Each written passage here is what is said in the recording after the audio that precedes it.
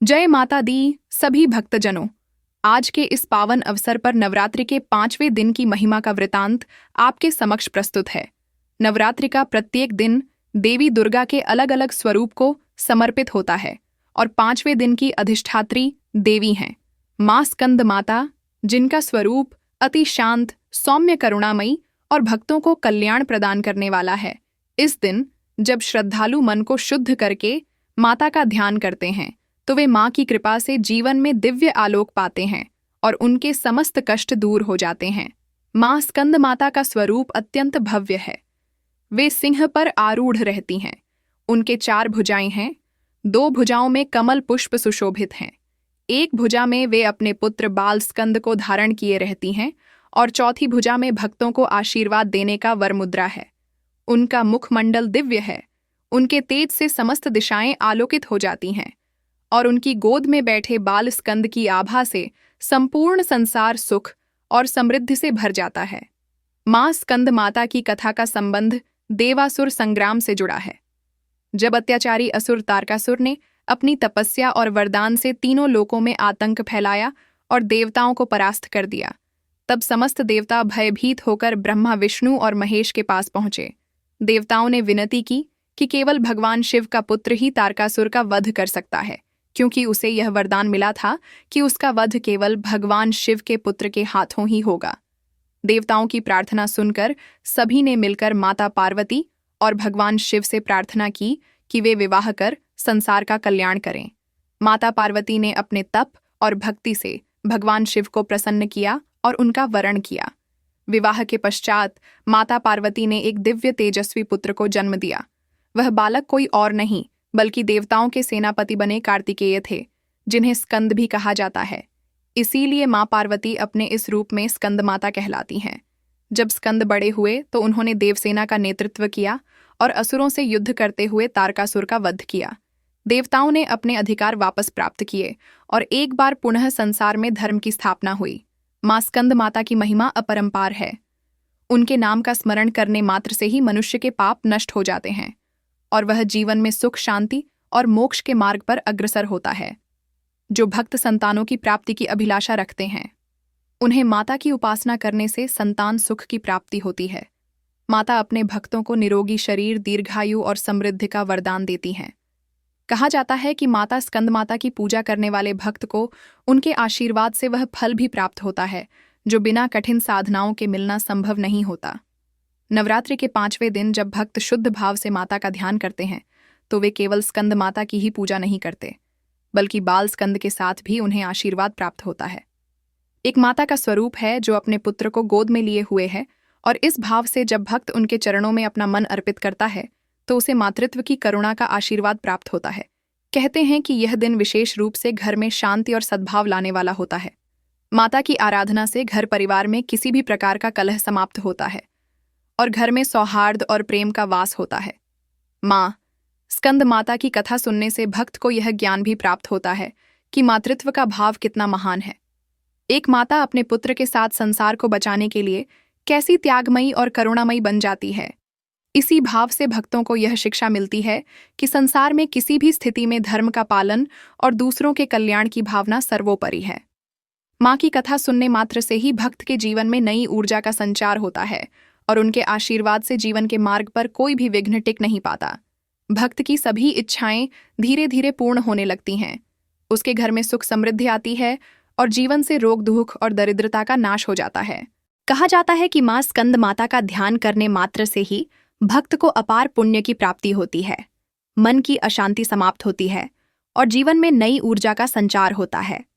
माँ का यह स्वरूप विशेष रूप से उन भक्तों के लिए कल्याणकारी माना जाता है जो संतान सुख की अभिलाषा रखते हैं, क्योंकि वे अपने पुत्र के साथ ही विराजमान होती हैं और इसीलिए संतानहीन दंपत्ति श्रद्धा भाव से यदि उनकी पूजा करें तो उन्हें संतति की प्राप्ति होती है। नवरात्रि का यह दिन केवल एक पूजा का दिन नहीं बल्कि आत्मा के शुद्धिकरण का अवसर भी है। जब भक्त सुबह स्नान ध्यान करके माँ की प्रतिमा या चित्र के सम्मुख दीप प्रज्वलित करता है और धूप दीप नैवेद्य अर्पित करता है तो माँ की कृपा उस पर सहज ही बरसने लगती है। भक्तजन पूरे श्रद्धा भाव से स्कंद माता का स्मरण करते हैं तो उनके घर परिवार में प्रेम बढ़ता है, कलह का नाश होता है और सुख शांति का वास होता है। भक्तों को यह समझना चाहिए कि नवरात्रि के प्रत्येक दिन की महत्ता इसलिए है क्योंकि यह हमें केवल देवी की उपासना ही नहीं कराता, बल्कि जीवन में धर्म साधना, संयम और भक्ति के महत्व को भी सिखाता है। 5वें दिन की कथा सुनने और मां स्कंदमाता की आराधना करने से यह संदेश मिलता है कि मातृत्व का भाव सबसे बड़ा है, और जब एक मां अपने पुत्र के साथ संसार का कल्याण कर सकती है, तो हमें भी अपने जीवन में त्याग और सेवा भाव अपनाना चाहिए। आज की कथा की यह भूमिका हमें आगे के प्रसंग की ओर ले जाती है, जहां हम देखेंगे कि मां स्कंदमाता का नाम कैसे पड़ा, उनका जन्म किस प्रकार हुआ और उन्होंने अपने पुत्र स्कंद के माध्यम से किस प्रकार संसार का कल्याण किया। परंतु इससे पहले हम सब मिलकर मन ही मन उनका ध्यान करें और कहें, हे मां स्कंदमाता, हमें अपनी शरण में लो, हमारे जीवन के सारे अंधकार को दूर करो और हमें धर्म और भक्ति के मार्ग पर चलने की शक्ति दो। जब संसार में अधर्म बढ़ने लगा, तब असुरों की शक्ति दिनों दिन प्रबल होती चली गई। असुरराज तारकासुर ने कठोर तपस्या कर ब्रह्मा जी को प्रसन्न किया और उनसे वर प्राप्त किया कि उसका वध केवल भगवान शिव के पुत्र के हाथों ही हो सकेगा। ब्रह्मा जी ने उसे यह वर तो दे दिया, परंतु मन ही मन चिंतित हो उठे, क्योंकि उस समय भगवान शिव गहन समाधि में लीन थे और विवाह का कोई विचार ही नहीं था। तारकासुर वरदान पाकर अत्याचारी बन गया। उसने देवताओं को त्रस्त कर दिया, स्वर्गलोक पर अधिकार कर लिया और धर्म का नाश करने लगा। तब सभी देवता मिलकर विष्णु जी और महेश्वर के पास पहुंचे। देवताओं ने विनती की कि हे देवगण, अब इस अधर्म का अंत केवल भगवान शिव के विवाह से और उनके पुत्र के जन्म से ही हो सकता है, क्योंकि वही पुत्र तारकासुर का वध करेगा। यह सुनकर भगवान विष्णु और अन्य देवगणों ने उपाय सोचा, और माता पार्वती, जो स्वयं हिमवान की कन्या थीं और जिन्होंने कठोर तपस्या कर भगवान शिव को पति रूप में पाने का संकल्प लिया था, उन्होंने अपने तप से महादेव को प्रसन्न किया। उनका तप इतना कठिन और दिव्य था कि स्वयं देवगण और ऋषि भी उसकी प्रशंसा करते थे। वर्षों तक माता पार्वती ने कठोर साधना की। अंततः भगवान शिव उनके प्रेम और तप से प्रसन्न होकर विवाह के लिए तैयार हुए और उनका विवाह भव्य उत्सव के रूप में संपन्न हुआ। विवाह के उपरांत समय आने पर माता पार्वती ने एक दिव्य पुत्र को जन्म दिया, जो अत्यंत तेजस्वी और पराक्रमी था। उसका नाम कार्तिकेय रखा गया, परंतु देवगण उसे स्कंद कहकर पुकारते थे, क्योंकि उसका जन्म देवताओं की प्रार्थना और उनकी रक्षा के लिए हुआ था। इस प्रकार जब माता पार्वती अपने पुत्र स्कंद को गोद में लेकर विराजमान हुईं, तब वे स्कंद माता कहलाईं और इस स्वरूप की आराधना नवरात्रि के 5वें दिन विशेष रूप से की जाने लगी। भक्तों को यह जानना चाहिए कि मां स्कंदमाता केवल अपने पुत्र की माता ही नहीं, बल्कि पूरे जगत की माता हैं। जब भक्त श्रद्धा भाव से उनका ध्यान करता है, तो वे अपने बाल स्कंद के साथ भक्त को भी आशीर्वाद देती हैं और उसके जीवन से हर प्रकार के दुख और संकट का नाश करती हैं। उनके नाम का स्मरण करने से भी अपार फल प्राप्त होता है, और उनका जन्म प्रसंग यह संदेश देता है कि भक्ति और तप से असंभव भी संभव हो सकता है। जब माता पार्वती ने महादेव को पाने का संकल्प किया था, तब कोई विश्वास नहीं करता था कि वे शिव को प्रसन्न कर पाएंगी, परंतु अपने तप और श्रद्धा से उन्होंने वह कर दिखाया, और उनके आशीर्वाद से वही दिव्य संतान उत्पन्न हुई जिसने संपूर्ण संसार को तारकासुर जैसे दानव से मुक्ति दिलाई। मां स्कंदमाता का यह जन्म प्रसंग भक्तों को धैर्य और विश्वास की शिक्षा देता है कि चाहे कितनी भी कठिनाइयां हों, यदि मन में सच्ची श्रद्धा और तप की शक्ति हो, तो हर कार्य सिद्ध होता है और ईश्वर स्वयं भक्त के कल्याण के लिए मार्ग प्रशस्त करते हैं। तारकासुर का जन्म दैत्य कुल में हुआ था। वह बचपन से ही अत्यंत बलशाली और पराक्रमी था। उसने कठोर तप करके ब्रह्मा जी को प्रसन्न किया और वरदान मांग लिया कि उसका वध केवल भगवान शिव के पुत्र के हाथों ही हो सकेगा। ब्रह्मा जी जानते थे कि यह वर भविष्य में देवताओं के लिए संकट का कारण बनेगा, परंतु तपस्या से प्रसन्न होकर उन्हें वर देना ही पड़ा। तारकासुर वर पाकर अहंकारी बन गया। उसने अपने बल से तीनों लोकों पर अधिकार करना प्रारंभ किया। धीरे धीरे उसने देवताओं को पराजित करना शुरू किया। स्वर्गलोक पर हमला किया, इंद्रदेव को उनके सिंहासन से उतार दिया, सूर्य, चंद्र, वायु और अन्य सभी देवताओं को कष्ट देने लगा। तारकासुर का आतंक इतना बढ़ गया कि देवताओं को अपने लोकों से भागकर इधर उधर छिपना पड़ा। वे दिन रात भयभीत रहते थे। धर्म के कार्य बाधित हो गए। यज्ञ और अनुष्ठान रुक गए और पृथ्वी पर अधर्म का अंधकार फैल गया। जब देवताओं की स्थिति अत्यंत दयनीय हो गई तो सभी देवता मिलकर ब्रह्मा जी के पास पहुंचे और उनसे विनती करने लगे, हे पितामह, आपने तारकासुर को ऐसा वरदान दिया है जिसके कारण अब हम सब असहाय हो गए हैं। वह हम सबको निरंतर कष्ट दे रहा है और हमें कहीं भी शांति नहीं मिल रही है। अब आप ही इस संकट का कोई उपाय बताइए। ब्रह्मा जी ने गंभीर स्वर में उत्तर दिया, हे देवगण, मैंने जो वरदान दिया है उसे मैं वापस नहीं ले सकता, परंतु उसका अंत निश्चित है क्योंकि उसके वध का उपाय छिपा हुआ है। तारकासुर को केवल भगवान शिव का पुत्र ही मार सकता है और इसलिए अब आपको भगवान शिव का विवाह कराना होगा, तभी तारकासुर का अंत संभव है। यह सुनकर सभी देवता चिंतित हो गए क्योंकि भगवान शिव उस समय गहन समाधि में लीन थे। उनका किसी से विवाह करने का विचार नहीं था और वे संसार की ओर ध्यान ही नहीं देते थे। तब देवताओं ने भगवान विष्णु से प्रार्थना की और कहा, हे भगवान, आप ही हमारे रक्षक हैं, अब आप ही कोई उपाय बताइए। विष्णु जी ने उन्हें आश्वासन दिया और कहा कि इस संसार में हिमालय की कन्या पार्वती ने जन्म लिया है। वे पूर्व जन्म में सती थीं और अब पुनः जन्म लेकर शिव जी को पति रूप में प्राप्त करने का संकल्प कर चुकी हैं। वे कठोर तप कर रही हैं और निश्चय ही अपने तप से महादेव को प्रसन्न करेंगी। देवताओं ने यह सुनकर कुछ शांति का अनुभव किया और सबने मिलकर पार्वती जी की आराधना की ताकि वे शीघ्र शिव जी को प्रसन्न कर विवाह करें, क्योंकि केवल उनके गर्भ से जन्म लेने वाला पुत्र ही तारकासुर का अंत करेगा। इस प्रकार देवताओं ने अपनी व्यथा सुनाई और उपाय ढूंढा, परंतु उनका दुख अभी समाप्त नहीं हुआ था, क्योंकि तारकासुर का आतंक लगातार बढ़ रहा था और दिन प्रतिदिन वह और भी बलशाली होता जा रहा था। उस समय देवताओं ने अनेक यज्ञ करने चाहे, परंतु तारकासुर ने उन्हें नष्ट कर दिया। यज्ञ मंडप तोड़ दिए और ऋषियों को भी कष्ट पहुंचाया। ऋषि अपनी साधनाएं अधूरी छोड़कर वन वन भटकने लगे। वे भी देवताओं के साथ मिलकर यही प्रार्थना करने लगे कि अब केवल महादेव और पार्वती का विवाह ही इस संकट का अंत कर सकता है। हिमालय की पुत्री पार्वती पूर्व जन्म में सती थीं, जिन्होंने अपने पिता दक्ष के अपमान और भगवान शिव के प्रति किए गए अन्याय को सहन न कर अग्निकुंड में अपना शरीर त्याग दिया था। उसी आत्मा ने पुनः हिमवान के घर जन्म लिया और पार्वती कहलाईं। बचपन से ही वे शिव जी को अपने हृदय में बसाए रहती थीं। उनके मन में केवल एक ही संकल्प था कि वे शिव जी को पति रूप में प्राप्त करेंगी। जब वे बड़ी हुईं तो उन्होंने कठोर तपस्या का मार्ग अपनाया।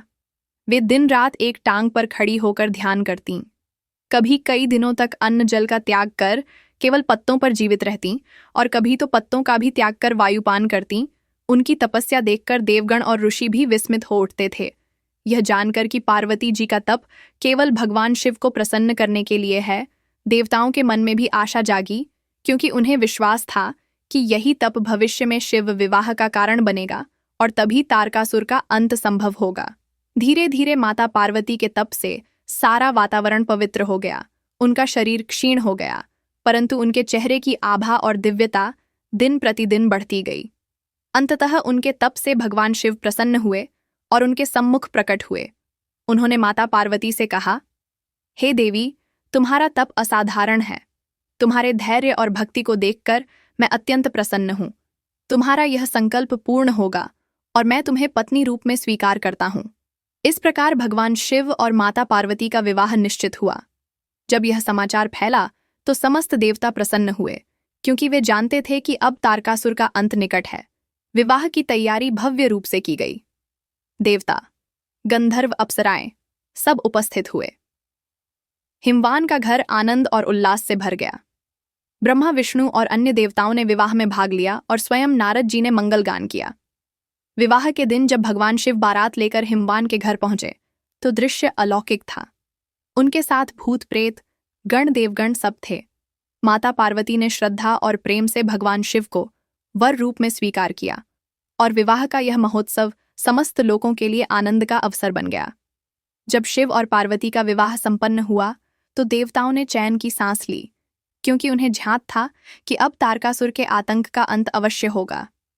विवाह के उपरांत माता पार्वती कैलाश पर्वत पर भगवान शिव के साथ रहने लगीं। विवाह के कुछ समय बाद देवताओं ने मिलकर महादेव और पार्वती से प्रार्थना की कि वे एक ऐसे पुत्र को जन्म दें जो तारकासुर का वध कर सके। देवताओं की प्रार्थना सुनकर और ब्रह्मा जी के वरदान को ध्यान में रखते हुए समय आने पर माता पार्वती ने एक अद्भुत तेजस्वी बालक को जन्म दिया। उस बालक का तेज इतना प्रखर था कि जन्म के समय ही उसके प्रकाश से दिशाएं आलोकित हो उठीं। समस्त देवताओं के मुख पर मुस्कान छा गई और उन्होंने कहा, यही वह दिव्य बालक है जो भविष्य में हमारा सेनापति बनेगा। उस बालक का नाम कार्तिकेय रखा गया, परंतु देवताओं ने उसे स्कंद नाम से पुकारा, क्योंकि उसका जन्म देवताओं की प्रार्थना और संसार के कल्याण के लिए हुआ था। कार्तिकेय का रूप अत्यंत मनमोहक था। उसकी बाल लीलाएं सबको आकृष्ट करती थीं। माता पार्वती उसे अपनी गोद में लेकर स्नेह लुटाती और महादेव उसे देखकर प्रसन्न होते। यह दृश्य देखकर देवताओं का मन आश्वस्त हो जाता था कि अब अधर्म का अंत निश्चित है। कार्तिकेय का बचपन भले ही कोमल था, परंतु उसमें असाधारण तेज और पराक्रम छिपा हुआ था। वह शस्त्रों में निपुण था। उसकी बुद्धि तीव्र थी और उसकी काया से वीरता झलकती थी। कहा जाता है कि छोटी अवस्था में ही उसने दिव्य अस्त्र शस्त्रों को चलाना सीख लिया था। उसकी शिक्षा देवताओं और ऋषियों ने मिलकर की और सभी ने अनुभव किया कि यह बालक सामान्य नहीं है। यह तो देवों का रक्षक और दुष्टों का संहारक है। देवताओं ने उसे अपने हृदय से लगाया और इंद्र ने उसे देवताओं का सेनापति घोषित किया। यह घोषणा होते ही समस्त देवता उल्लसित हो उठे, क्योंकि अब उन्हें विश्वास हो गया था कि जब यह दिव्य बालक युवा होगा तब तारकासुर का नाश निश्चित होगा। कार्तिकेय का व्यक्तित्व इतना आकर्षक था कि देवकन्याएं भी उसकी लीलाओं को देखकर आनंदित हो जातीं और गंधर्व निरंतर उसके गुण गाते रहते। माता पार्वती अपने पुत्र को अपनी गोद में लिए रहती और जब वह उनके आंचल में खेलता तो समस्त लोकों में शांति और सुख की धारा बहने लगती थी। तभी से माता पार्वती स्कंद माता कहलाईं, क्योंकि वे अपने पुत्र स्कंद को गोद में लेकर भक्तों को आशीर्वाद देती हैं। स्कंद के जन्म और बाल्यकाल की कथा सुनने से भक्तों को यह संदेश मिलता है कि जब भी संसार पर संकट आता है तो दिव्य शक्तियां जन्म लेकर उसका अंत करती हैं और धर्म की स्थापना करती हैं। समय बीतता गया और बालक स्कंद धीरे धीरे युवा होने लगे। उनका तेज और पराक्रम दिन प्रतिदिन बढ़ता गया। उनकी आंखों में अद्भुत ओज था। उनके शरीर से दिव्य आभा निकलती थी और उनके हृदय में धर्म की रक्षा करने का संकल्प प्रकट होता था। देवताओं ने एकमत होकर उन्हें अपना सेनापति नियुक्त किया और उनके हाथों में दिव्य शक्ति से युक्त शस्त्र प्रदान किए। इंद्र ने उन्हें अपनी सेना की बागडोर सौंपी और सभी देवताओं ने मिलकर उनका अभिनंदन किया। इधर तारकासुर अपने बल और अहंकार में चूर होकर तीनों लोकों पर शासन कर रहा था। उसने ऋषियों के यज्ञ नष्ट कर दिए, देवताओं को अपमानित किया और धर्म का सर्वनाश कर दिया। स्वर्गलोक पर उसका अधिकार हो चुका था और वह दिन प्रतिदिन और भी बलशाली होता जा रहा था। देवताओं ने जब स्कंद को सेनापति बनाया तब उनमें आशा की किरण जागी और उन्होंने पूरी निष्ठा से स्कंद को अपना नेता मान लिया। महायुद्ध का समय आ पहुंचा। देवताओं की सेना के अग्रभाग में स्कंद स्वर्णिम कवच धारण कर और अपने दिव्य शस्त्रों के साथ खड़े हुए। उनके रथ का प्रकाश सूर्य के समान तेजस्वी था और उनका स्वरूप देखकर असुरों की सेना भी भयभीत हो उठी। युद्ध का नगाड़ा बजा और दोनों ओर से रणभेरी बजी। असुरों और देवताओं के बीच भयंकर युद्ध आरंभ हुआ। आकाश में शस्त्रों की चमक और धरती पर योद्धाओं की गर्जना से चारों ओर कोलाहल मच गया। तारकासुर स्वयं युद्ध के मैदान में उतरा।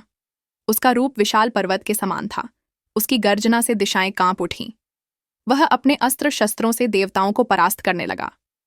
देवताओं ने पूरी शक्ति से उसका सामना किया, परंतु कोई भी उसे परास्त नहीं कर सका। तब स्कंद अपने रथ से उतरे और तारकासुर के सामने खड़े हुए युवा स्कंद का ओज देखकर देवताओं के मन में हर्ष जागा और असुरों के हृदय में भय उत्पन्न हुआ। स्कंद ने अपने दिव्य भाले से तारकासुर पर आक्रमण किया। तारकासुर ने प्रतिकार में अपने शस्त्र चलाए। दोनों के बीच घोर युद्ध हुआ। देवताओं और असुरों ने श्वास रोके यह दृश्य देखा। आकाश में बादल गरजने लगे, पृथ्वी थरथराने लगी और समुद्र की लहरें भी उफान मारने लगीं। ऐसा प्रतीत हुआ मानो स्वयं प्रकृति इस महायुद्ध को देख रही हो। अंततः स्कंद ने अपनी दिव्य शक्ति और पराक्रम से तारकासुर को भूमि पर गिरा दिया और अपने भाले से उसका वध कर दिया। जैसे ही तारकासुर मारा गया, समस्त देवताओं ने आनंदोल्लास से गगन गूंजा दिया। पुष्पों की वर्षा हुई, गंधर्वों ने गान किया, अप्सराओं ने नृत्य किया और देवताओं ने स्कंद को प्रणाम कर धन्यवाद दिया। इस प्रकार देवताओं को पुनः स्वर्गलोक प्राप्त हुआ। धर्म की पुनः स्थापना हुई और अधर्म का अंत हुआ। तारकासुर का वध कर स्कंद देवताओं के सच्चे सेनापति और रक्षक कहलाए, और माता पार्वती अपने पुत्र के इस महान कार्य से स्कंद माता नाम से प्रसिद्ध हुईं। स्कंद माता अपने पुत्र स्कंद को गोद में धारण करती हैं और स्वयं सिंह पर सवार रहती हैं। उनके 4 हाथ होते हैं, 2 हाथों में कमल पुष्प सुशोभित रहते हैं। एक हाथ से वह अपने भक्तों को आशीर्वाद देती हैं और एक हाथ से अपने पुत्र स्कंद को धारण करती हैं। उनका स्वरूप अत्यंत दिव्य, शांत और करुणामयी है। उनके नेत्रों से मातृत्व की ममता और प्रेम झलकता है और उनके दर्शन मात्र से भक्तों का हृदय शुद्ध हो जाता है। कहा गया है कि जो साधक नवरात्रि के 5वें दिन श्रद्धा और भक्ति से मां स्कंद माता की उपासना करता है, उसे जीवन में असाधारण सुख और शांति प्राप्त होती है। मां स्कंद माता की कृपा से भक्त के सभी दुहक, दरिद्रता और कष्ट दूर हो जाते हैं और उसे अद्भुत मानसिक शांति और समृद्धि की प्राप्ति होती है। मां अपने भक्तों को उतनी ही करुणा से आशीर्वाद देती हैं जितनी करुणा से वह अपने पुत्र स्कंद को गोद में धारण करती है। भक्त जब ओम स्कंद माते नमः इस मंत्र का जप करते हैं, तब उनके हृदय में दिव्य प्रकाश उत्पन्न होता है और उनकी आत्मा में शुद्धि का अनुभव होता है। इस मंत्र जप से भक्त को सांसारिक सुखों के साथ मोक्ष का मार्ग भी प्राप्त होता है, क्योंकि स्कंद माता की कृपा से आत्मा की शुद्धि और मन की स्थिरता प्राप्त होती है। कहा गया है कि मां स्कंद माता भक्तों के सभी रोग, दोष और पापों का नाश कर देती हैं और उन्हें धर्म मार्ग पर चलने की शक्ति प्रदान करती है। ऋषियों ने यह भी कहा है कि यदि कोई साधक नियमित रूप से मां स्कंद माता की उपासना करे तो उसका घर ऐश्वर्य से भर जाता है, परिवार में सुख, शांति और आपसी प्रेम बढ़ता है, संतान से संबंधित सभी दुख, कष्ट और बाधाएं दूर हो जाती हैं और उसे योग्य और तेजस्वी संतान की प्राप्ति होती है। जो संतानहीन होते हैं उनके लिए मां स्कंद माता वरदान स्वरूप हैं और मां की कृपा से उन्हें भी संतान सुख प्राप्त होता है। मां स्कंद माता के ध्यान और पूजन से भक्त के भीतर ऐसा आत्मिक बल जागृत होता है कि वह कठिन से कठिन परिस्थितियों का सामना सहजता से कर लेता है। उसका मन कभी विचलित नहीं होता और वह सदैव परम शांति और दिव्य आनंद का अनुभव करता है। मां अपने भक्तों के जीवन से अज्ञान का अंधकार दूर करती हैं और ज्ञान के प्रकाश से उसका जीवन आलोकित करती है। इस प्रकार नवरात्रि के 5वें दिन मां स्कंद माता की उपासना करने से भक्त को धन, धान्य, ऐश्वर्य, संतान सुख और साथ ही परम शांति और मोक्ष की प्राप्ति होती है। उनकी पूजा से भक्त के जीवन में भक्ति और शक्ति दोनों का संतुलन बनता है और वह जीवन के प्रत्येक क्षेत्र में सफलता प्राप्त करता है। कहा गया है कि जो व्यक्ति नवरात्रि के 5वें दिन मां स्कंद माता की कथा सुनता है, उसके जीवन से अज्ञान का अंधकार मिट जाता है और ज्ञान का प्रकाश फैल जाता है। उसकी आत्मा शुद्ध होकर मोक्ष के मार्ग की ओर अग्रसर होती है। सांसारिक स्तर पर भी कथा सुनने से जीवन में सुख, शांति और समृद्धि का आगमन होता है और घर परिवार में कलह और दुखों का नाश होता है। ऋषियों का कहना है कि स्कंद माता की कथा सुनने से भक्त को संतान सुख की प्राप्ति होती है और जो पहले से संतानवान होते हैं उनकी संतान तेजस्वी, गुणवान और पराक्रमी बनती है। यदि किसी के जीवन में शिक्षा, विवाह या संतान से संबंधित कोई बाधा हो तो कथा श्रवण से वह बाधा भी दूर हो जाती है। इस कथा का प्रभाव इतना गहरा है कि यह भक्त को सांसारिक बंधनों से ऊपर उठाकर आत्मिक सुख प्रदान करती है। मां स्कंद माता की कथा सुनने से मन में स्थिरता आती है और साधक का चित्त एकाग्र होता है। यह कथा केवल सुनने का विषय नहीं है, बल्कि यह साधक को जीवन जीने की प्रेरणा देती है कि कैसे कठिनाइयों और कष्टों के बीच भी श्रद्धा और विश्वास बनाए रखना चाहिए। कथा सुनते समय भक्त का मन पवित्र हो जाता है और उसके जीवन में धर्म, शक्ति और साहस का संचार होता है। भक्त जब बार बार इस कथा को सुनता है तो धीरे धीरे उसके पाप कर्म नष्ट हो जाते हैं और पुण्य कर्मों की वृद्धि होती है। माता की कथा से हृदय में करुणा का उदय होता है और अहंकार का नाश होता है। यही कारण है कि यह कथा न केवल भक्त को सांसारिक लाभ देती है, बल्कि उसे आध्यात्मिक ऊंचाई पर भी ले जाती है। मां स्कंद माता की कथा का श्रवण करने से भक्त के जीवन में आनंद की धारा प्रवाहित होती है और उसे हर क्षेत्र में सफलता मिलती है। चाहे वह व्यवसाय हो, शिक्षा हो, परिवार हो या समाज में प्रतिष्ठा हो, भक्त हर जगह विजय प्राप्त करता है, क्योंकि मां का आशीर्वाद उसके साथ रहता है। इस प्रकार नवरात्रि के 5वें दिन मां स्कंद माता की कथा सुनने से भक्त को धन, धान्य, ऐश्वर्य, संतान, सुख, शिक्षा की सफलता, परिवार में सुख शांति और साथ ही आत्मिक मोक्ष का लाभ प्राप्त होता है और माँ की कृपा से उसका जीवन पूर्णता की ओर अग्रसर होता है। ऋषियों ने कहा है कि नवरात्रि में माँ की आराधना करना ऐसा है मानो हम अपने जीवन की नाव को धर्म और भक्ति के सागर में सुरक्षित रूप से आगे बढ़ा रहे हों। माँ स्कंद माता की कथा सुनने से भक्त का मन न केवल सांसारिक सुखों की ओर अग्रसर होता है, बल्कि आत्मा को परम शांति और मोक्ष का मार्ग भी मिलता है। कथा का अंतिम संदेश यही है कि भक्त को कभी भी निराश नहीं होना चाहिए। माँ की शरण में जाने वाला कभी खाली हाथ नहीं लौटता। हे माँ स्कंद माता, आज हम सब आपके चरणों में नमन करते हैं। आप हम सब पर अपनी कृपा दृष्टि बनाए रखें। हमारे हृदय से अज्ञान का अंधकार मिटाकर ज्ञान का प्रकाश प्रदान करें। हमारे परिवार में सुख शांति और प्रेम का संचार करें। हमें धर्म मार्ग पर चलने की प्रेरणा दें और हमें वह शक्ति दें कि हम सदैव सत्य और न्याय की राह पर चलते हुए आपका नाम जपते रहें। हे माँ स्कंद माता, हमें संतान सुख दें। हमारी संतान को तेजस्वी और गुणवान बनाएं। हमारे घरों में ऐश्वर्य और समृद्धि की वर्षा करें और हमारे जीवन से रोग, शोक और दरिद्रता को दूर करें। माँ, आपकी कथा का स्मरण हमारे जीवन में दिव्य प्रकाश का संचार करता है और आपकी पूजा हमें आत्मबल प्रदान करती है। हम सदा आपके चरणों में समर्पित रहें, यही हमारी प्रार्थना है। इस प्रकार माँ स्कंद माता की यह पावन कथा समाप्त होती है, परंतु भक्तों के हृदय में माँ की भक्ति और स्मरण सदैव जागृत रहता है। माँ का नाम जपते हुए भक्त को हर जन्म में उनका आशीर्वाद प्राप्त होता है और अंततः वह मोक्ष की प्राप्ति करता है। जय माता दी, जय स्कंद माता, जय माँ दुर्गा।